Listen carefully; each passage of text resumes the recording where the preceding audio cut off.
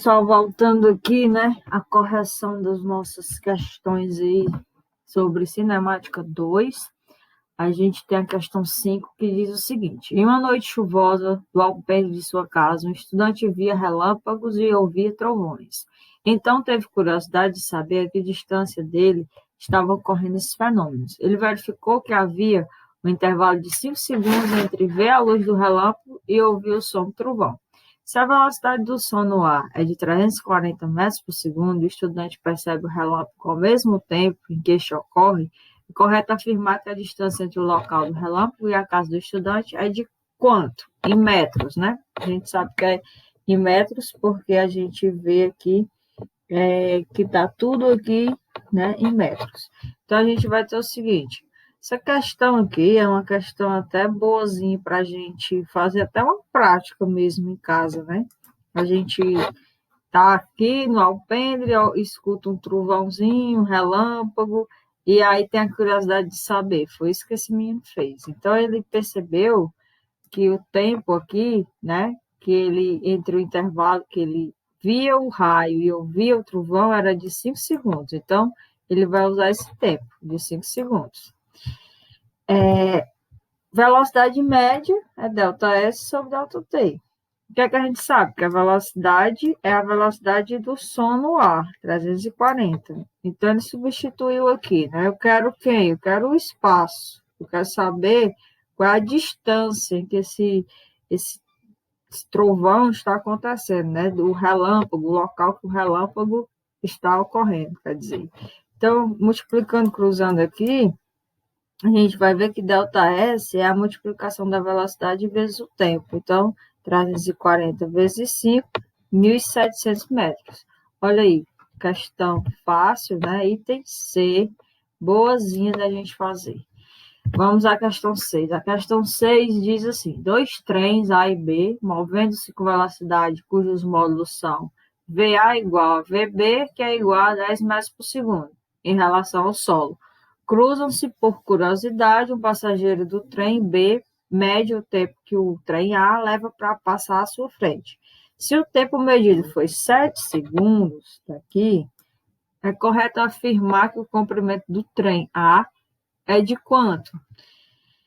Então, assim, esses trens, eles têm a mesma velocidade e eles vão se cruzar, né? Um está indo assim e o outro está vindo assim e os dois vão se cruzar. Então, a gente está vendo que existe uma velocidade relativa entre eles. E aí, como eles estão no sentido oposto, a gente já viu isso, né, nos outros vídeos, a velocidade relativa vai ser a soma das velocidades, porque é uma velocidade relativa de aproximação. Então, 10 mais 10, 20 segundos. O que é que nós vamos fazer agora? Velocidade média, ΔS sobre ΔT. Quem é a velocidade? A velocidade relativa, 20. O ΔS é exatamente o comprimento do trem. E quando eles passam um pelo outro, eles têm exatamente a distância percorrida será exatamente a distância, o tamanho deles, né? Então, ele viu que o tempo foi de 7 segundos, então o tempo está aqui. Multiplica cruzando novamente, né? ΔS vezes 1, que supostamente está aqui, é ΔS, 20 vezes 7, 140. Então, 140 metros, item D aí, outra questão muito boazinha para nós. Questão 7.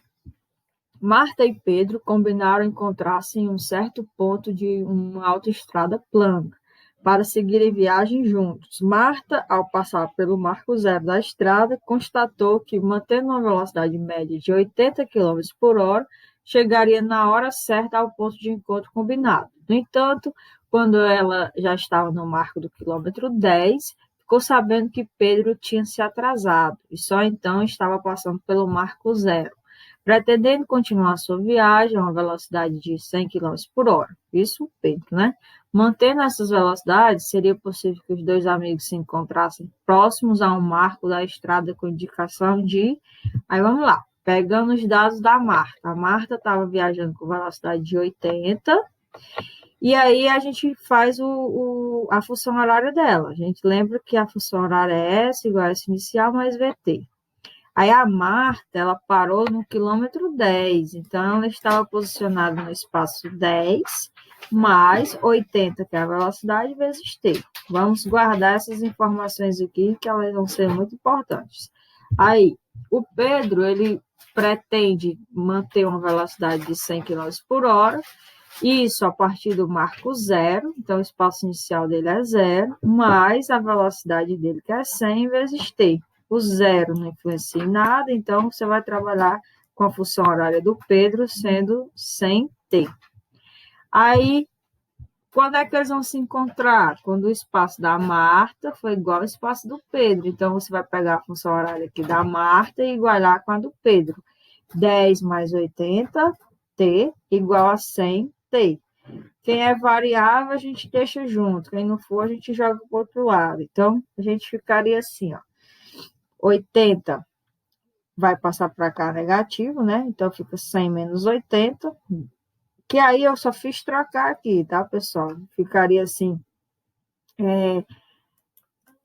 10 igual a 100 menos 80, que ficaria 20t, né? Então, eu só fiz trocar a ordem, que não vai importar nada, então 20t é igual a 10. Então, t vai ser 10 dividido por 20, dá 0,5 horas. Isso é o tempo que eles vão levar para se encontrar. Substituindo nenhuma das equações, das funções, né? Eu peguei a de Pedro porque é mais facilzinho, é só multiplicar, né? Então, a função de Pedro é 100 vezes t, então você vai pegar 100 vezes 0,5, 50 quilômetros. Então, provavelmente, eles vão se encontrar no quilômetro 50, item D. Ok. Questão 8. Questão 8 diz assim: dois amigos caminham em sentidos opostos ao longo de uma mesma reta em um corredor extenso de um shopping center. Os módulos das suas velocidades são constantes e iguais a 1 e 1,5 metros por segundo. Num dado instante, a distância entre eles é de 50 metros. Em quanto tempo após esse instante os amigos se encontrarão? Outra questão sobre função horária. Então, o amigo 1 tem velocidade de 1 metro por segundo, a função horária dele vai ser zero, colocando assim, ó, tem aqui um espaço entre eles, esse espaço entre eles é de 50 metros, certo? Então, quem vai estar aqui, ó, nesse canto aqui, vai estar no zero, quem tiver aqui vai estar no 50. Um está indo em direção ao outro, então, um vai ser positivo e o outro vai ter velocidade negativa, que é aquela história do movimento progressivo e retrógrado, né? Então, eu considerei que o amigo 1 está indo no sentido da trajetória, para a direita, então a velocidade dele é positiva. Então, ele vai sair do zero mais 1 vezes t. Esse zero não influencia em nada, então a função horária do amigo 1 vai ser 1t. O amigo 2 vai ter velocidade de 1,5 metros por segundo, no sentido contrário da trajetória. Então, essa velocidade aqui é negativa, menos 1,5. Então, ele vai estar no espaço 50, menos 1,5t. Essa é a função horária do amigo 2. Agora, quando é que eles vão se encontrar? Quando o espaço de um for igual ao do outro. Então, 1t igual a 50 menos 1,5t. Esse 1,5 que eu vou passar para o primeiro membro, vou somar com 1, vai dar 2,5, igual a 50. Então, t igual a 50 dividido por 2,5, 20 segundos. Então, eles demorarão 20 segundos para se encontrar. Item B. A questão 9. A instalação de turbinas eólicas é conveniente em locais cuja velocidade média anual dos ventos seja superior a 3,6 metros por segundo. O movimento do ar em um parque eólico foi monitorado observando o deslocamento de partículas suspensas durante intervalos de tempo de duração irregular. Aí está aqui os deslocamentos e aqui os intervalos de tempo. A partir de uma trajetória de origem convenientemente definida e supondo que o ar se movimente com aceleração nula, das funções apresentadas, aquela que pode ser associada ao deslocamento do ar nessa região é qual? Aí, pessoal, é simples, ó. Tá aqui os deslocamentos, tá aqui os tempos. Você vai usar esse deslocamento para esse tempo, esse deslocamento para esse deslocamento para esse.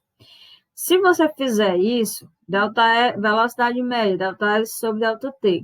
Quando você faz assim, menos 175 por 35, dá menos 5. Se você fizer menos 90 dividido por 18, vai dar menos 5. Se você fizer menos 135 dividido por 27, vai dar menos 5, do mesmo jeito. Aí, observa aqui, ó.